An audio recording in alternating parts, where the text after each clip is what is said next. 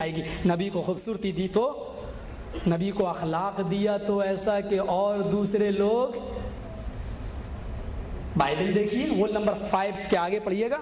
جو تمہارے دائیں گال پہ تھپڑ مارے تو بایاں بھی پیش کر دو, اور بائیں پہ تھپڑ مارے تو دایاں پھر پیش کر دو. اور کوئی تمہارا کرتا اگر چھین لے تو 2 کلومیٹر پیدل چلے جاؤ, وہاں جا کے پیجامہ بھی اتار کے دے دو. بائبل ہے, میں نہیں کہہ رہا ہوں. وفی القصاص حیات, بدلہ لینے میں زندگی ہے. دلی کی ایک لڑکی تھی بیچاری عیسائی, کیا بولی, ڈو یو وانٹ, کیا پتہ نہیں انگلش آج کل چل رہی نا, بڑا عجیب ماحول ہے. بائبل تھوڑا سا نسخہ دیکھنے آیا ہوں. دیکھا لاجپت نگر میں کرسچن لائبریری, محمد صاحب کا اخلاق کیسا تھا, عیسیٰ مسیح کا ایسا تھا. تو میں نے کہا میں کیا کروں. کہا دیکھیے محمد صاحب نے کہا بدلہ لو, عیسیٰ نے کہا دائیں گال پہ تھپڑ مارو, بایاں دے دو, بایاں مارے تو دایاں, کوئی کرتا چھینے تو پیجامہ بھی دے دو.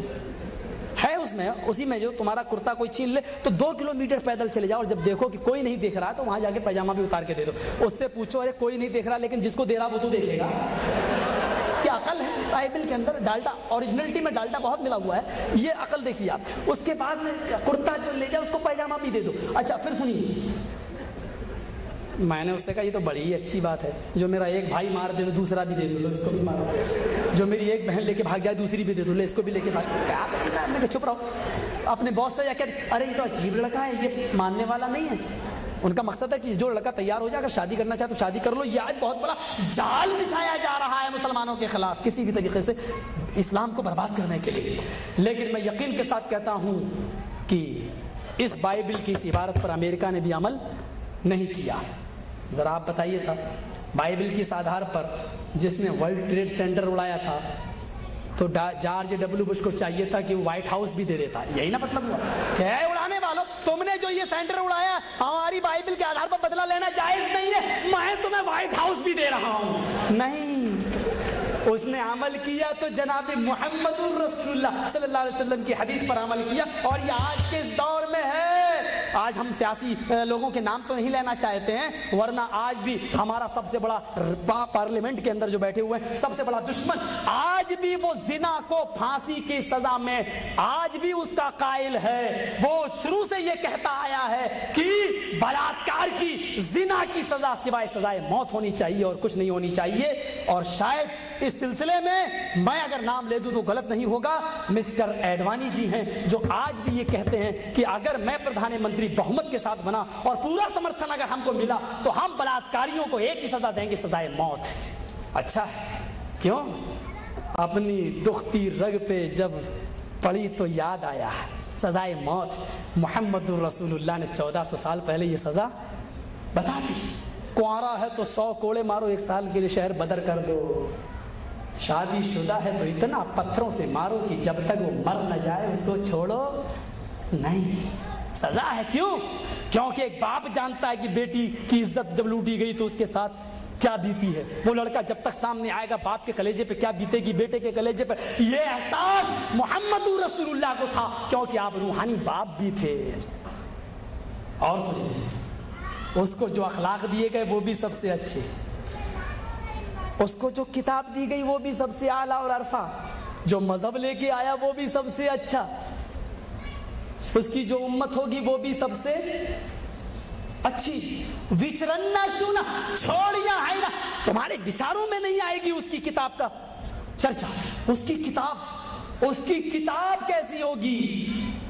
کتاب آج بھی 100 سال کے بعد بائبل میں چینجنگ ہوتی ہے, اولڈ ٹیسٹامنٹ اور نیو ٹیسٹامنٹ کے اندر, لیکن قرآن میں کبھی چینجنگ ہوئی. اور مجھے یاد ہے وہ دن جب میں دلی کی جامعہ ملیہ کے اندر اسٹوڈنٹ کے سامنے جب مجھے وہاں دعوت دی گئی اور وہاں ارلی فنکشن میں جب جامعہ ملیہ میں مجھے بلایا گیا تو ایک کمیونسٹی لڑکا تھا, اس نے کیا کہا تھا, اس نے کھڑے ہو کر کہا تھا کہ قرآن میں بہت سے مسائل ایسے ہیں جو نئے حالات کے تحت اب بدلنا چاہیے. چور کی سزا ہاتھ کاٹنا اب بدلنا چاہیے. اسلام پرانا ہو چکا ہے, اب نئی چیزیں آنی چاہیے. پرانی کرسیوں کے بدلے نئی کرسیاں آتی ہیں, مکان پرانے ہو جاتے ہیں تو نئے مکان بنائے جاتے ہیں, مسجدیں پرانی ہو جاتی ہیں تو نئی شہید کر کے نئی مسجدیں بنائی جاتی ہیں. ہر پرانی چیز ختم ہو کر نئی چیز وجود میں آتی ہے.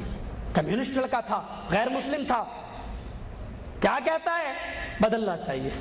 اور میری بڑی بدقسمتی ہے ہر جگہ جہاں جاتا ہوں لاسٹ ہی میں ڈھکیلا جاتا ہوں. شاید ہو سکتا ہے کہ میں بڑے بدنام علاقے کا ہوں, سب کے سے گرے ہوئے علاقے کا رہنے والا ہوں, اس لیے سب سے نیچا ٹائم دیا جاتا ہوں. بھائی میں اس اٹاوے سے تعلق رکھتا ہوں جہاں کی پھولن دیوی مشہور رہی, جہاں کا نربھے گوجر مشہور رہا, جہاں کی ملائم سنگھ بھی مشہور ہیں.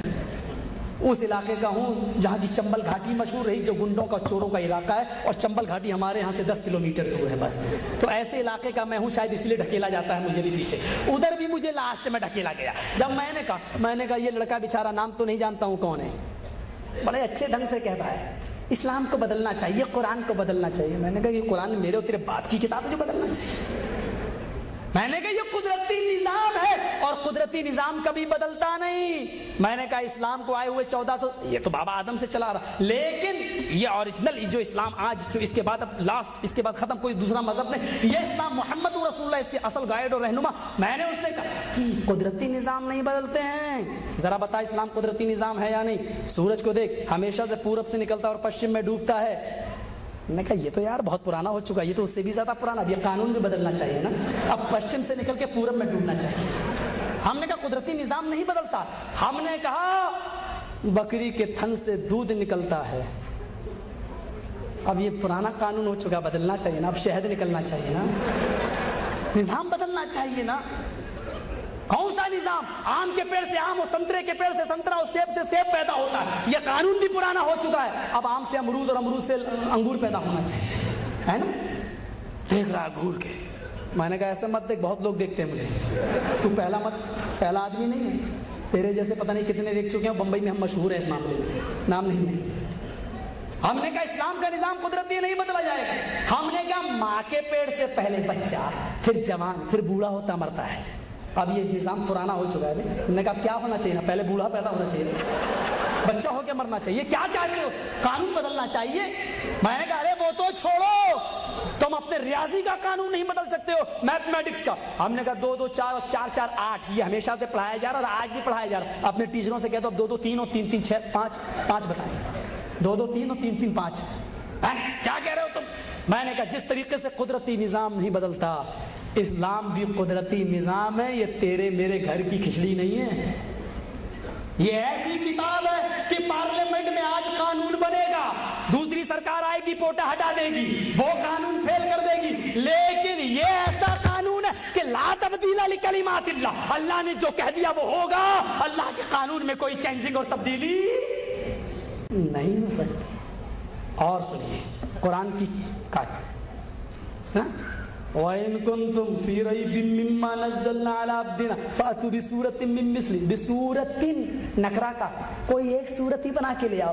اگر تمہیں اس قرآن کے بارے میں شک ہے اور شبہ ہے تو جاؤ تم اس جیسی کوئی ایک صورت ہی بنا کر لے آؤ. ابھی شیخ نے بتایا نا, جو الفاظ جہاں ہیں اس کے اندر بھی بلاغت. اب بتائیے ہندو دھرم کی جو کتابیں اس میں کوئی بلاغت ہے؟ بلاغت کی ایک مثال میں آپ کو دے رہا ہوں. ہندو لوگ جب نکاح پڑھاتے ہیں, منتر